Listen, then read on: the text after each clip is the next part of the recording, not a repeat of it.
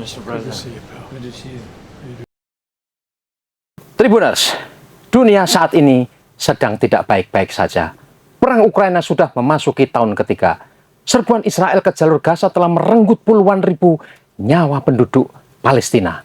Kehancuran fisik serta hilangnya nyawa manusia di berbagai medan konflik dunia telah mencapai jumlah yang sangat menyedihkan. Perlawanan terus terjadi di Yaman, Suriah, Iran, Irak, dan banyak spot konflik lain di benua Asia maupun Afrika. Ketegangan politik di Laut Cina Selatan, Selat Taiwan, dan Semenanjung Korea tidak juga mereda.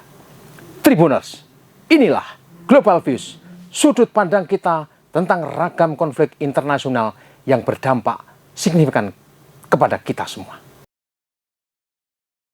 Apa yang dicari NATO? Pertemuan puncak fakta Organisasi Atlantik Utara atau NATO di Washington, Amerika Serikat menegaskan ulang aliansi keamanan 32 negara itu sebagai kekuatan neokon yang sangat hegemonik. Mereka ingin menunjukkan kekuatan blok itu tidak boleh disaingi siapapun, dilemahkan, dan menolak realitas tatanan dunia yang perlahan kini berubah signifikan. Negara-negara di benua Afrika semakin menyadari kedaulatan diri mereka sebagai negara dan bangsa yang berhak maju tanpa bayang-bayang neokolonialisme dan imperialisme Barat. Bandul kepercayaan kini semakin condong ke Rusia dan Cina, dua kekuatan global yang berdasarkan deklarasi terbaru NATO adalah dua musuh yang harus dihadapi oleh NATO. Sebagian besar negara di benua Asia juga melihat Rusia dan Cina menawarkan hubungan yang jauh lebih baik, saling menghormati dan saling menguntungkan. Kehadiran Perdana Menteri India Narendra Modi ke Moskow yang disambut hangat Presiden Vladimir Putin adalah sinyal kuat bagaimana dunia kini semakin berubah. India kini adalah kekuatan terpenting di Asia setelah Cina. Kekuatan ekonomi mereka sudah menyalip Inggris dan sebentar lagi mungkin akan menggeser Jerman serta Jepang. Sejumlah negara di Amerika Selatan juga memperlihatkan kecenderungan sama untuk melawan hegemoni Barat. Brasil sebagai kekuatan terbesar ekonomi di Amerika Selatan turut menginisiasi BRICS bersama Rusia, India, Cina, dan Afrika Selatan. BRICS adalah blok kerjasama politik ekonomi yang kini menjadi pesaing kuat G7, blok negara industri yang dipimpin oleh Amerika Serikat. BRICS akan menggelar pertemuan puncak di Kazan, Rusia pada Oktober dan akan menerima perluasan anggota sebagai BRIC Plus. Di total secara capaian ekonomi, jumlah penduduk, pasar, dan jaringannya, BRIC Plus telah melampaui kekuatan G7, tulang punggung politik hegemonik Barat. Dua raksasa Asia, Jepang, dan Korea Selatan masuk di dalam blok Barat. Tak hanya ekonomi, belakangan dua negara ini masuk juga dalam blok keamanan NATO di Asia Pasifik. Apa yang sedang terjadi pada NATO? Apa yang dicari NATO? Blok pertahanan warisan perang dingin yang kini semakin tampak agresif dan ofensif. Profesor Jeffrey Sachs, ekonomi terkenal Amerika Serikat, menyebut deklarasi terbaru NATO berfungsi sebagai komitmen ulang neokonservatif yang tegas terhadap hegemoni Amerika Serikat. Deklarasi ini menyerukan NATO untuk mendukung tatanan berbasis aturan yang sebenarnya merupakan model kebijakan Amerika Serikat yang seringkali bertentangan dengan piagam PBB. Hal itu ditunjukkan dalam piagam deklarasi NATO Summit Washington yang menguraikan upaya aliansi tersebut untuk semakin mengisolasi Rusia. NATO akan meningkatkan aliansinya di sisi timur Eropa yang artinya akan memepet Rusia dari sisi perbatasannya dengan Lithuania, Latvia, Estonia, hingga Finlandia. NATO juga akan terus meningkatkan bantuan keamanan untuk Ukraina dan menegaskan Ukraina ada di jalur yang tidak dapat diubah untuk bergabung dengan NATO. Ini menggambarkan NATO sebagai kekuatan defensif yang faktanya berulang kali terlibat dalam operasi perubahan rezim yang ofensif termasuk di Afghanistan, Irak, Serbia, Libya, Ukraina, dan lain-lainnya. Jeffrey Sachs menjelaskan deklarasi NATO juga menyatakan kembali pasal 10 Perjanjian Washington yang menyatakan Rusia tidak mempunyai hak untuk memberi masukan jika NATO memperluas wilayahnya hingga mengepung Rusia.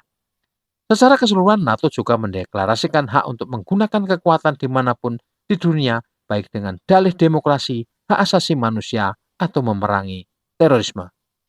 Inilah gambaran nyata betapa blok keamanan yang dipimpin Amerika Serikat itu berusaha terus mengatur, mengontrol, menduduki, dan menyedot keuntungan dari seluruh wilayah di dunia.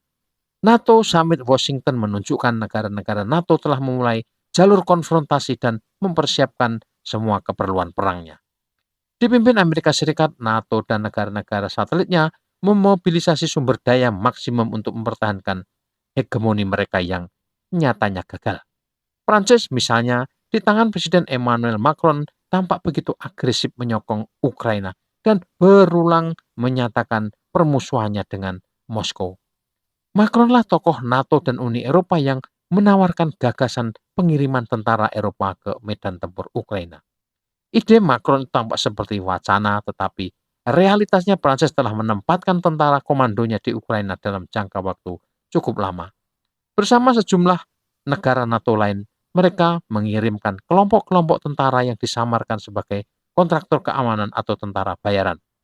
Mengalirnya senjata canggih ke Ukraina sesungguhnya pula telah menunjukkan NATO terlibat langsung dalam perang melawan Rusia. Nada berbeda di NATO sejauh ini hanya datang dari Perdana Menteri Hungaria, Viktor Orban, dan Presiden Turki, Tayyip Erdogan. Viktor Orban sebagaimana telah diketahui khalayak luas terus menggelar rally politik untuk mencari solusi damai dan mengakhiri perang Ukraina.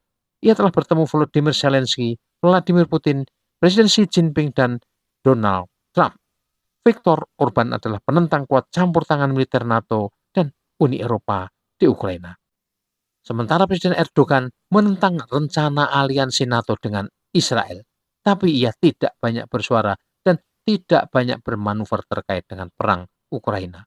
Selebihnya anggota NATO mengikuti jalan pedang yang ditentukan Washington. Donald Trump mungkin akan mengubah situasi jika ia terpilih sebagai Presiden Amerika Serikat pada pemilu November mendatang.